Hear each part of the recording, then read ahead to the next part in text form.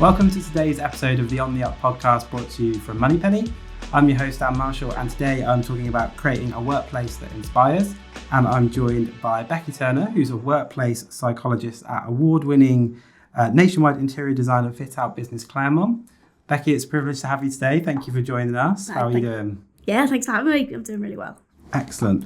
Well, we thought it would be nice to kick off if you could just tell us a little bit about yourself and Claremont and also the role of a workplace psychologist. We spoke before a few weeks ago and I was like, I've never heard of that before. It's a really interesting job and I'm sure lots of our listeners will think the same. So it'd be cool to get your thoughts on those. Yeah, absolutely. We can get into that. But so first of all, Claremont, we're a design and build company. We also have our own workplace consultancy team. So essentially we go into an organisation who is relocating, doing a refurb of their workspace, and we'll understand exactly what they need from that. We'll speak to the senior leadership team, get the vision, the value, and we'll also then speak to as many colleagues as we can through surveys, through workshops, interviews, all of those things to really gain a detailed, unique, bespoke brief. Then that translates through our design team and we'll work through a collaborative process with the client to understand exactly whether the design meets their requirements, if anything's changed, is it to budget, all of those things, and then we build it and we hand over, and so I've just maintained that relationship throughout. So that's Claremont. I've been there for 8.5, nearly 9 years in a few different roles, but workplace psychology, that came about maybe 6 years ago, where I was originally in business development. Was not doing a very good job. I think I mentioned last time. We all start off as bad salespeople, Isn't that right? Yeah. But it was such a brilliant way to understand the business, you know, all the different areas of what we do and what we deliver and how we create those relationships with clients. And it helped me just spot a little gap that we had. So we had our consultancy side, which was predominantly ex-designers or ex-building surveyors. We had a design team who had all sort of gone through university and become interior designers. But in my head, having a psychology background, I was a bit like, where are the people? Yeah. I think I found a niche here, and I think I found a gap that I could keep working for Claremont without doing a bad job. Yeah. So at the minute, I'm doing a lot of thought leadership, content generation to understand, okay, what else is going on in the world of workplace that leads into design and designing the best solutions for our partners. So that might even be looking abroad, looking at academia to think, okay, what's working in this rapidly changing landscape of workplace. And so would you kind of help shape those designs then with ideas on, I guess, what you think the impact of the will be on the workforce, I suppose? Massively, yeah. So that's, again, something that I've worked really hard on, building a relationship with our design team. They're phenomenal designers and so talented in lots of different ways. But my role is to come in and just challenge at times or grow awareness around how different people interact with space and each other within space differently. So, like I say, it's coming back to the psychological principles of proxemics, for example, which is how close people are and how comfortable you feel next to each other. And then you develop your furniture solutions to acknowledge that and work with that rather than against it. It's about building in inclusivity, making sure that everybody, no matter what you're bringing to the table in terms of your personality or neurodivergence or physical disability, whatever it might be, is accommodated for and the choice is there that allows people to thrive. Yeah, it's quite a hot topic. You see quite a lot now, people talking about like how do you get the best out of employees that have got ADHD and stuff, and how do you create an environment for them that's not sat at a desk 7 hours a day. Cool. But maybe sometimes they need to be, and if they do need to, if these colleagues do need to focus, you don't want to put them in the middle of an open plan office because you're setting them up for failure at that point. So we take into account all of these different elements and build a space that offers choice, because actually what works for me will be different to what works for you, and you need that explicit permission to go and explore and find the space that works for you. Great. It's great to hear that that's thought about in the design of an office as well, because what you see in so many businesses, and I imagine it's probably Claremont's idea of a nightmare, is just a big square office with like white walls and blue carpet and and that's it. There's nothing exciting there. So you say white walls, even down to that. If you're looking at a screen all day, it puts a lot of strain on your eyes. And then you look at a white wall, and that's the tone that's going to put, again, the most strain on your eyes. So you're going to have migraines, you're going to have challenges with your eye health. You're going to be getting people properly subscribing to those free like eye checks. Yeah.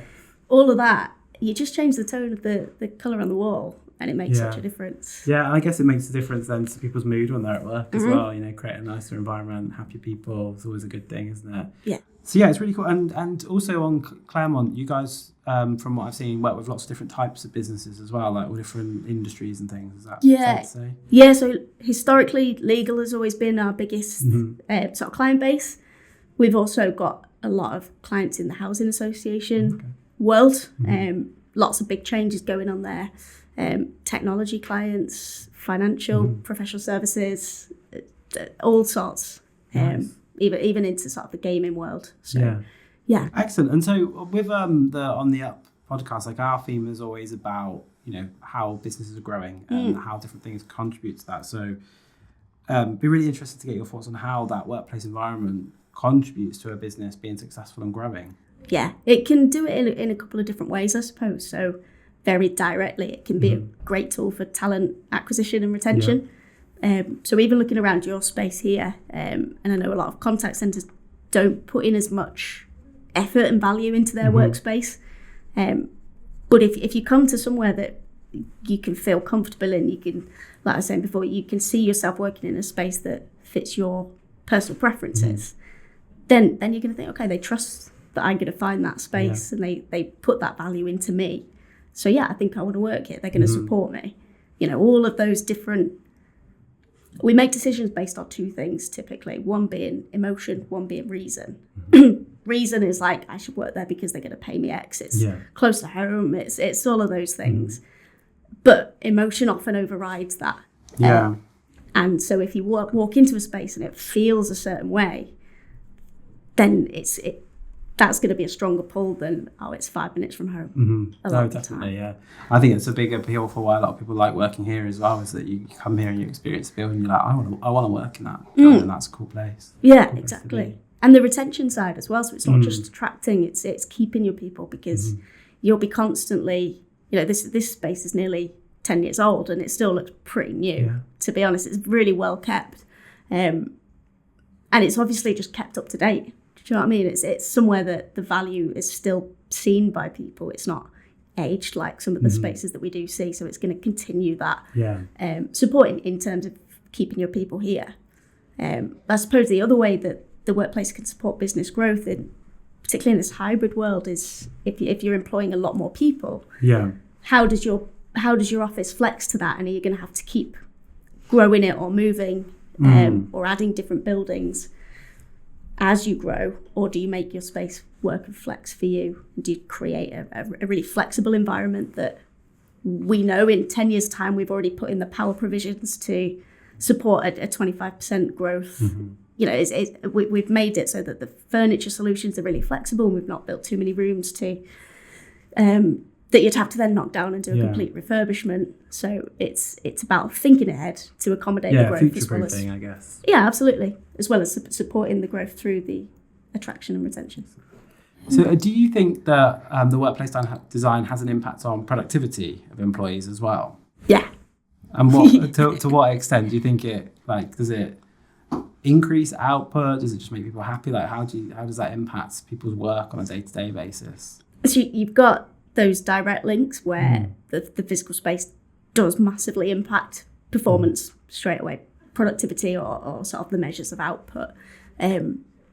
If we use the analogy a lot, or our managing director Timmy uses the analogy a lot of, if you're in school, you've got your science labs for your science lessons, you've got your gym for your PE lessons, you've got your music room for music, like all these different spaces to accommodate your different activities. And then historically you go to the office and you're in this new world of work, and you've got a desk, you've got a meeting room, and senior people might have an office, and you've got to carry everything out from there. That would probably have a poor correlation with your performance, right? Because you're being told to do everything in this little space. You've got a lot of noise going on around you, and it's just not conducive of a productive kind of output. Whereas now we're actively creating these tools and these spaces that support productivity and cater for different activities. So you've got a lot of I'm not massive on the whole collaboration as a term, but you'll have big spaces that you can have creative sessions, say, with your group, and the whole purpose is that you're standing up, you're moving around, you might be whiteboarding or sticky noting. You've got your focus spaces where you can get your head down and really concentrate when you might be used to a home environment where you can control the environment around you, but you're in the office on this day and you need to really get something done. So you need a space to accommodate that. Yeah. So directly, the workplace and the physical environment can massively impact performance, whatever that looks like to you. It's not just necessarily heads down at a desk. Yeah. But then indirectly, you talk about, does it just make people happier? There's a huge correlation between well-being and productivity. So yeah, by making people happier and healthier, so even just creating healthy buildings that have got good airflow, air quality, humidity levels, temperature, lighting, all of that, you're indirectly going to make people more productive. Yeah. Or support their productivity. That's good. I was thinking as you were saying that, like, I looked at some of the case studies on the Claremont site and the videos of the offices you've designed, and one thing I always noticed that quite a lot of them had those kind of like, sort of kind of refer to them as like breakout spaces where like you can get people away from their desk to do something that's like, you said like collaborative is not the great word, but you want to get a sub team together to move away from that sort of formality of the desk to some cool little space that does inspire creative thinking a little bit more. Is always quite you don't see it that often, I think. Like, it's quite a lot of formal meeting rooms, aren't there, in a lot of offices, but actually something that's a bit more informal and relaxed is kind of like a nice thing to have, I always think. Yeah, so there's a theory in psychology called attention restoration theory, which is linked with creativity. So this is the thought that actually to be really creative and come up with a creative solution, detaching from the problem is a really good way to do it. And by creating spaces that the attention bit comes, you're taking your attention away from the problem directly. You're not sat thinking, okay, be creative. You're saying, actually, let's go over here and think about something a little bit different and focus on something a little bit different. Yeah. So for you guys, you've got all these random artifacts all over the space. That's brilliant for this, because you might be walking around the workplace to just get a brew, but actually then your mind goes somewhere else and you're like, oh, that's interesting. Yeah. So there's the attention side, and the restoration side is you're giving your mind a little break. Yeah. So I find often my best or most creative ideas come when I'm walking the dog. Yeah. Yeah. So I'm fully away from the problem. I'm in an environment where there's nature, which is key to this theory. I'm looking at all different things, and I'm really not thinking about the problem. But suddenly there's the light bulb moment. Yeah. Yeah. And often it's when you go to sleep, or I don't know, even if you're in the pub or something. Yeah, like people that. always say, like, when you're in the shower as well and stuff, don't they? It's like a good one because you're like completely forgetting about work or whatever your problem is. You just do something completely banal and different, and that suddenly it clicks, doesn't it? So exactly. It's really cool. So you create your environments that cater to that. Yeah. They're not corporate branded. They might look and feel completely different. They're not formal. They might not even have a desk in. You might have a hammock. You might have, like, I know people. There's a contentious thought about beanbags, but in this idea, it could work.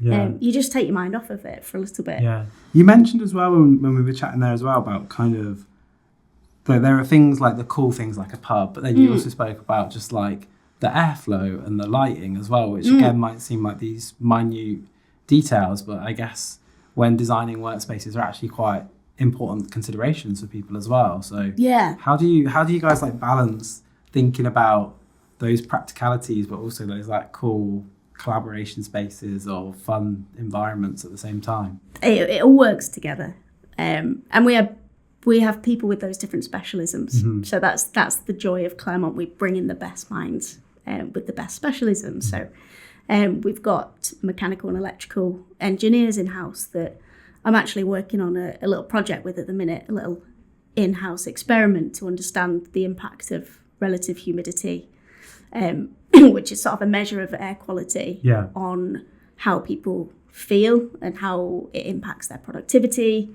You know, are your eyes getting dried out by the end of the day?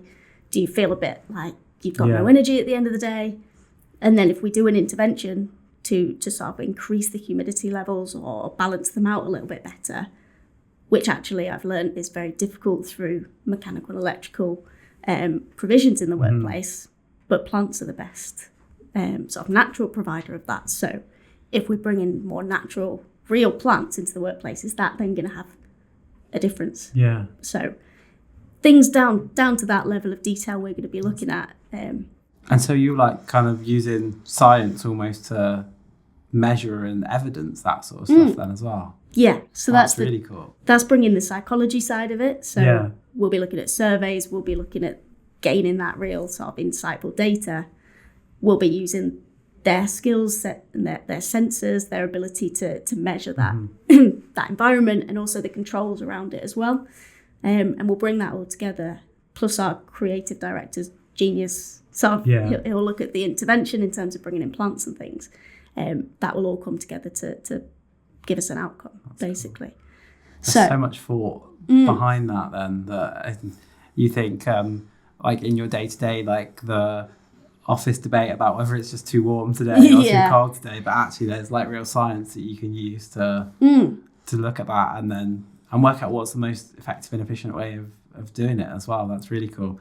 I feel like that's a great study that I'd love to see from you guys, like the optimum office temperature or humidity levels. That'd be really cool. That's it. I sort of went in thinking we'd look at temperature originally because for me that was, it's my uneducated mind in terms of M&E. It was temperature's the big thing that comes out when we're surveying. About, isn't it? Yeah, top 5. And this is an invisible thing that if you get right, people never go like, oh, the office was such a good temperature there, buzzing.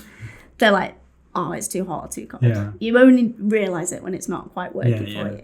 So, and I came thinking, okay, we've got typically men and women have different optimum temperatures by a good few degrees different. So you're never going to please everyone in an open plan just based on gender, but then you bring in diet, you bring in hormones, you bring in just general personal preferences, what you're wearing, all of these different elements to it. And you can't not a hope in hell of getting it right. There's always going to be complaints. So maybe we create, your open plan's got a certain temperature and looking at relative humidity as well.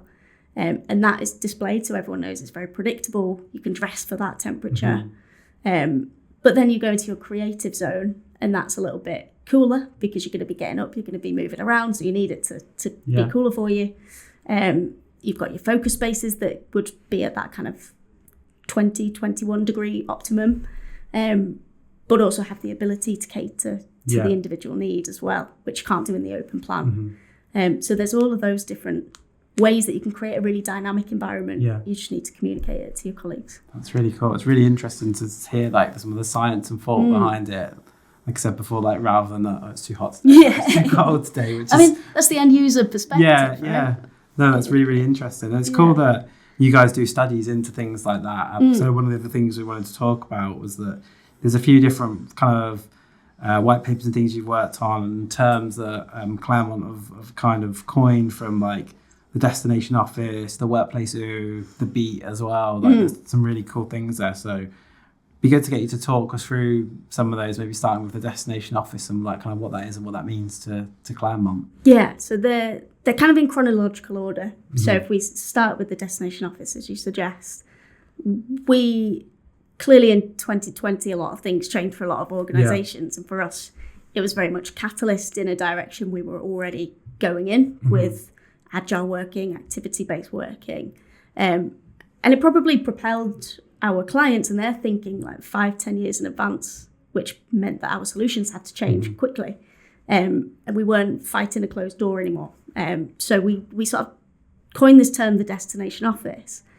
And whether or not it was in the lockdown brains, our marketing guy, Richard, he was thinking, okay, pub, I'd like to be in a pub. And he thought, okay, you got there's a logic to this. Your home office, that's like your local pub. So that's where you'd go. You could just go in like your comfies and the person behind the bar knows what you're ordering. It's just your commute is literally down the road. In terms of your home office, it might just be across the landing or downstairs to your kitchen table or something. But it's very comfortable. It's what you know. You've created that space around you to make it work for you. But then you've got your destination pub, which is like your gin bar or your wine bar. And you go to that on certain occasion. You might book a table. You might dress up for it. And you're going with intention because you want to get a meaningful experience out of that. So for us, that at that point was the office. We kind of knew that there was going to be a change. This hybrid working was going to be here to stay. So what is going to entice people into the office? And what do we need to provide in the office to then suit that meaningful journey? What's going to earn the commute?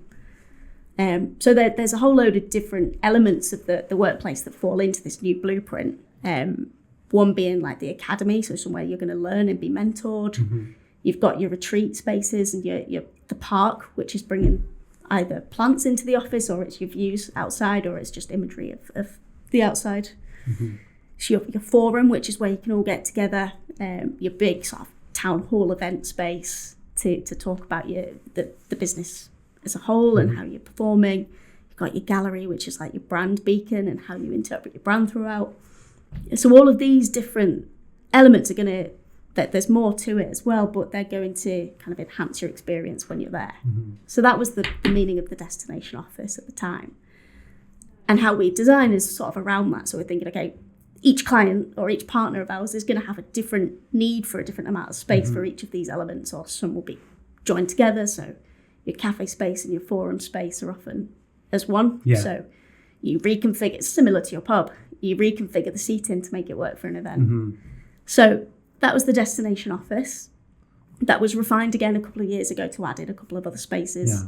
These retreat spaces being really important, because that's often when you're in an open plan environment, you need somewhere that's really private. So visually private, acoustically private.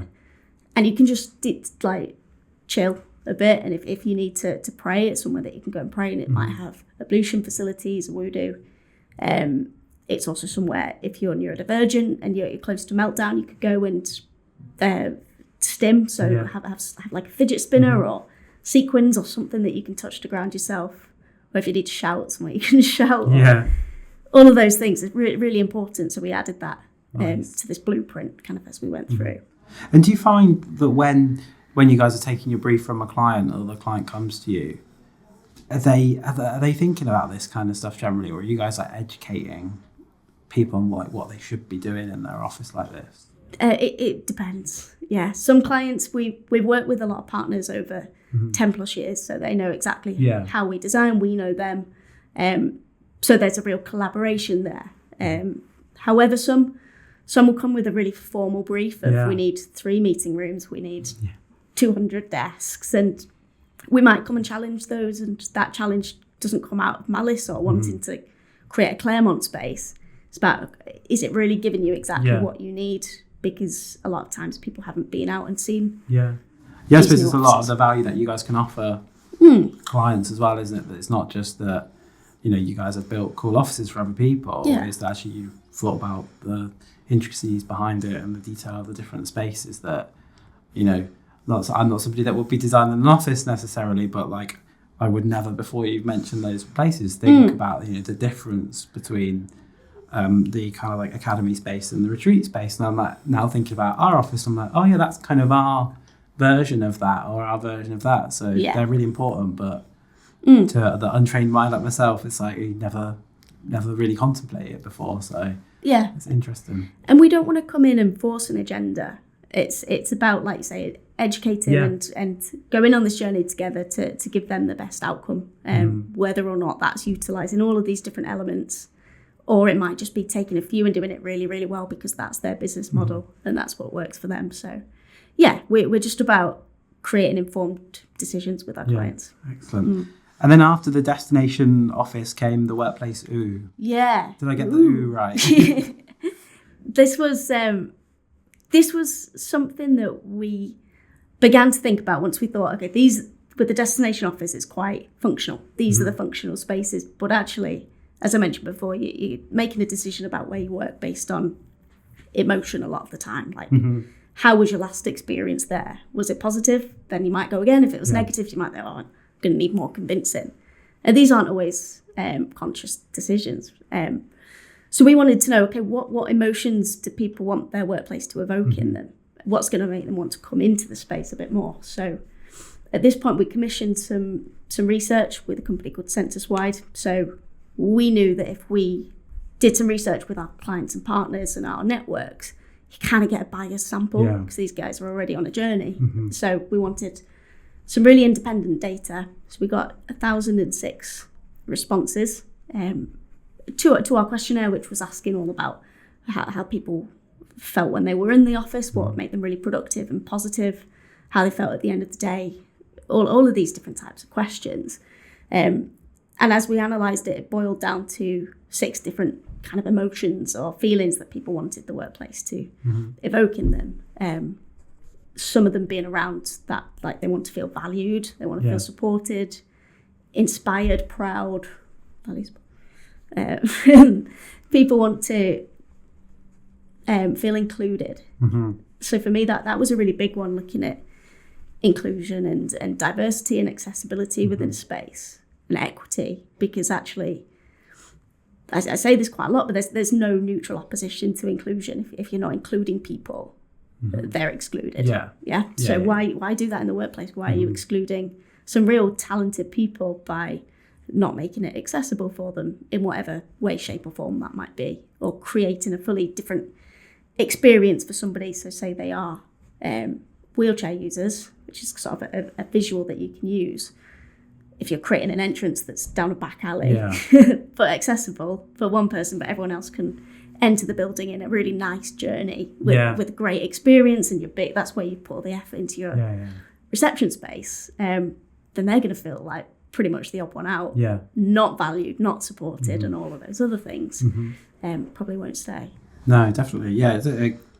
Inclusivity is growingly important, I think, isn't it? It's like a topic that gets spoken about a lot, and you think of like public spaces are probably like still not very good at that on all instances, but better. But then maybe offices in some examples are even worse, with like traditional kind of boring layouts of offices and not the most accessible places, not just for wheelchair users, but like any other kind of, maybe like a mental blocker, like, or you were saying before about like neurodivergence and stuff like that. There's still different things to think about for different audiences, like you say, and if one person experiences something one way and somebody something different, it'll probably feel a bit weird in the workplace, wouldn't it? So, so I think you're always going to experience the world a bit differently. So particularly if you bring into account neurodiversity. So even somebody with autism is going to feel and interact with the world different from somebody else with autism. It's so vast as a spectrum.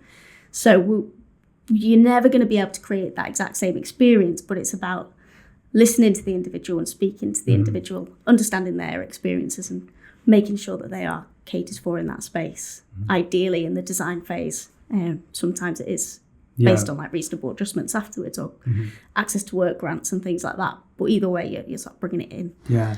And I'm guessing that then talking about the way people feel in the workplace is how you then come on to the notion of like the beat of an office as Interestingly, so this one's slightly different. So this one's thinking about there's a peak that we see, sort of the midweek peak of occupancy in a space. So in a lot of businesses, Monday and Fridays are fairly unoccupied in your office, and then Tuesday, Wednesday, Thursday, you get a lot more people wanting to come in. That's kind of the pattern that a lot of businesses have fallen on. And so we see then there's a lot of pressure on your workplace midweek. And then at the end of the week, is it worth opening it? Because there are some people that really do need to come in and use that space because they don't have an alternative. But they don't get that culture, they don't get that vibe and that feeling that we sort of speak about in the workplace too. So the beat is about understanding the rhythm of your organisation. Which days you have key meetings and key social aspects, how individuals look at their diaries and think how they might want to use their space.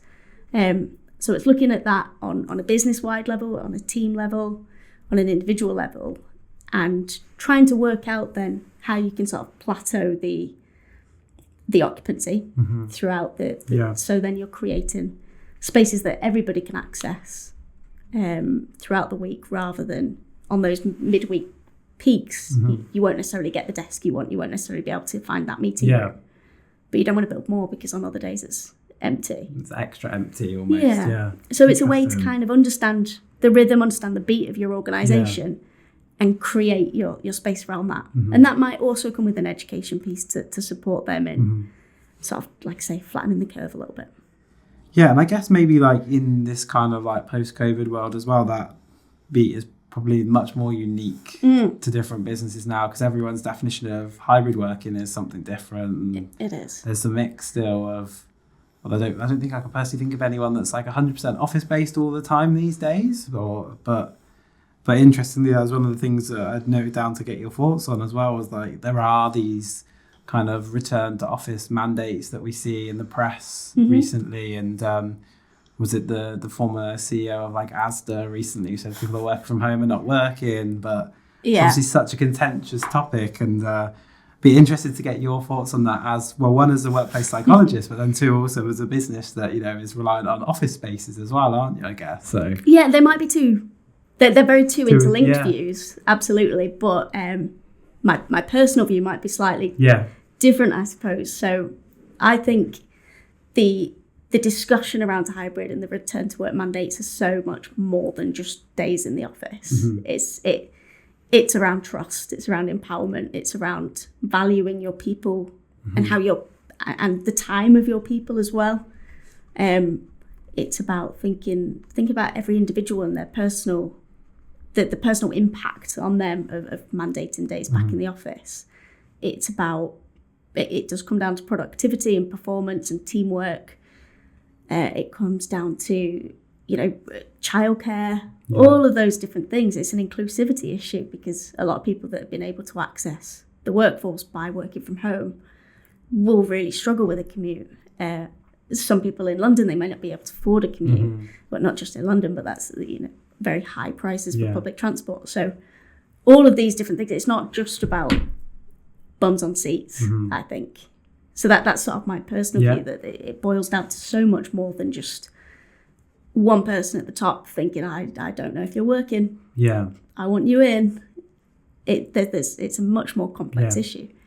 And by mandating people. Yeah, and probably most definitely kind of remove or like suggesting that you don't trust them as well. You know, it was one of the first things you mentioned there was trust, wasn't it? I think that is quite an important thing to people, isn't it? To be trusted. And I guess that's the media narrative around it a lot of time is, you know, senior person from big business says that they don't trust people to be working from home, and that can knock onto everybody, I suppose, in some instances. So yeah, it's back to a Taylorist mentality, which was 100 years ago. The office and the Taylorism, it was around productivity, production lines, and you know, manual labour, and you have the assembly lines of people, and you've got a manager that's sort of on the top deck looking down and making sure that everyone's working. It's that kind of command and control the management had.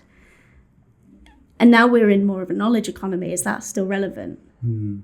I'd question that. It's probably not really, is it? Yeah. However, there's a lot of hanging on to it. Yeah.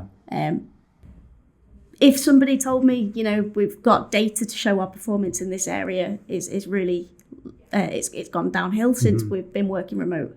Let's see if coming in makes a difference. You know, it's one facet of that. It could also be down to tech. It could be down to people. It could be down to your processes. But let's see what happens, and let's measure it once people have been back in the office 4 days a week for the next 2 months. Then it's like, yeah, cool, okay, we understand you're being really open and transparent about why. You're giving us real good reasons why. I'm on board with that. Yeah. So there's a change management piece as well around it. Yeah, definitely. I always think it's interesting to like kind of think about, you know, different teams and different roles and their perspective on it. Like, you know, a sales team, for example, probably are in the office more than other teams because they like working together and that kind of like buzz they create when there's 20 people on phones or whatever. Whereas like maybe sometimes if you're in like, I don't know, like an IT team or like an analytical role or something, actually you're doing like more independent work and you might prefer to be sat at your desk at home and be more effective there. So kind of like for the business to understand that as well. Yeah. But it's, you know, the value of being together can't also be diminished. So this is around the term collaboration. This is why I have some challenges with it. We're redefining the purpose of the office, and that we have been for the last 5 years, probably longer, but really propelled into it. And I think we ask a lot of leaders, what do you want from your workplace? And we want people in to collaborate. What does that mean? Really, what does that mean? So you might start building really open, planned collaboration settings that just collect dust because actually you've not drilled into the real questions about what that means. So for a lot of people, it's like a passive collaboration where you sat next to someone, contact center, you hear somebody else on the phone, you're like, oh, that sounds really good. I'm going to take that. Or that's the way to answer that question. I got it. You can't necessarily get that from home. It could be that active, creative collaboration session where you're sort of chatting with somebody face to face and you're coming up with new ideas, and statistically you're going to come up with more creative ideas when you're together than if you're virtual. It's that's been sort of proven. So yeah, there's lots of benefits to being in, but the point is you're with each other. And there's this term called collective effervescence, which is the energy, the buzz and the vibe that you get when you're in a group with a collective purpose. And for that collective assembly is a key component. Excellent. But it doesn't need to be 5 days a week. And then there's obviously a lot for people to think about. Like if you're coming to, if you're thinking, we've got an office here, it's a bit stale, it's a bit old, whatever, we want to like invigorate it, we want to encourage more people in. There's a lot for people to think about there. Like, where would you say they start? But also, what do you think is their biggest challenge when they come to think about, how are we going to redefine this space? Yeah, there's so much to think about, really, isn't there? So I feel like it's an unfair question for you in a way. I mean, from my perspective, we do this day in, day out with our consultancy team, who I've worked really closely with for the past sort of 7 years, developing the tools to be able to ask those questions. And you really need to tailor the types of questions you're asking to the types of people. So senior leadership, you want to look at the strategies, what targets have you got for sustainability or growth targets or EDI targets. We want to look at strategically, where do you want to be in 5, 10, 15 years? Let's design in for that on day one and flexibility on day 2 and etc. Then you want to ask individuals. We typically use a survey so we can speak to everybody. What types of activities are you doing in the office? What types of activities are you doing at home? How does it work at the minute? Because not everything's broken, right? Even if it is a really stale space, there's going to be some things that work really well. Really effective. Even if it's the sense of camaraderie with your people, we then need to create those social affordance areas, like kitchen spaces, to accommodate that in the future. So just tailoring the types of questions to the individuals and then digging a bit deeper with workshops and interviews. Excellent. It's interesting how, kind of coming back to that, like our big theme here is like how this helps businesses grow. And actually the questions you mentioned there, you're asking businesses about what are their objectives and therefore like, how can their space help them on that journey. And then the other thing that I think is interesting you'd say about your surveys as well is like you mentioned like inclusivity a couple of times as well. Like how do you include people, but actually just including employees in the development of the space feels like a really logical thing to do. But I don't know how many businesses would naturally go, we're going to change the office, let's ask everybody what they think before we do it. It's crazy. And this is a big change piece. So it's Stockholm syndrome, right? People, although your office might be awful, people they've got the memories attached to it.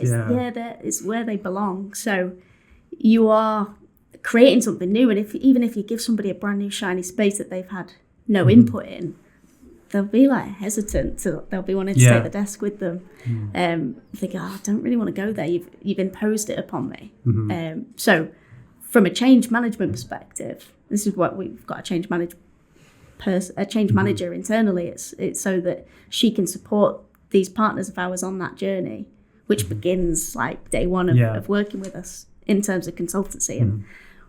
Who are we going to speak to? How far do you want to have this reach of engagement, which we would recommend is to everybody, but not everyone wants to go down that route. It could be a time constraint that actually we don't have time to go to everyone, but you can involve them on the journey elsewhere as well, like naming meeting rooms or little things like that, picking the colours or having little areas of personalisation. So there's different ways of doing it, but surveys are important. And we can use quantitative data, so tick boxes and things like that, and we can use qualitative data to get a bit of richness from that insight. That sounds good. It's interesting to see how informed everything is. Like I mentioned before, you go from the really basic of it's too hot, it's too cold. So you're doing like scientific research behind the actual best optimum humidities, and you're incorporating that into design, as well as what somebody in accounts thinks about their office space. It's like it's going to create a really great space at the end, isn't it? Ideally, yeah. But the thing is, we can do all this work, but as soon as someone's sat at their desk, like, is it okay for them? Yeah. As an end user, we need to dig into that personal experience as well as the bigger stuff. Excellent. And then obviously you kind of referenced kind of the pandemic, and that had a big change, but obviously the notion of the office has changed a lot over the last few years. Where do you think it goes in the future? Interesting question. And you build on one of the biggest drivers of change previously was technology, and that's still massively propelling in the future. So, hoping we don't have another pandemic that changes everything or is a big catalyst for change. I think technology is going to be a massive driver, and AI changing job roles.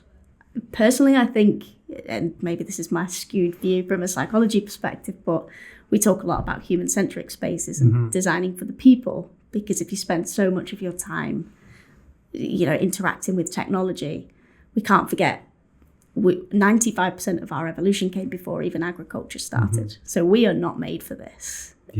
So we need to connect with who we are as people and what's in our DNA, which is nature, which is group security, sense of belonging, all of those things fulfilling your psychological and physiological needs. So personally, I think it's going to be creating spaces for connection. Yeah. I think that's the future, because a computer can be anywhere. Great. That feels like a really fitting point to end our discussion on. There's so much more that we could talk about there. We might have to do a follow-up episode on office spaces, but some really, really interesting points there, Becky. So thank you so much for taking the time to speak with us today. No Hope worries. You enjoyed it as well. I did. Thank you very much. Thanks for listening to today's episode of the On the Up podcast, brought to you from Moneypenny. Stay tuned for our next episode coming soon.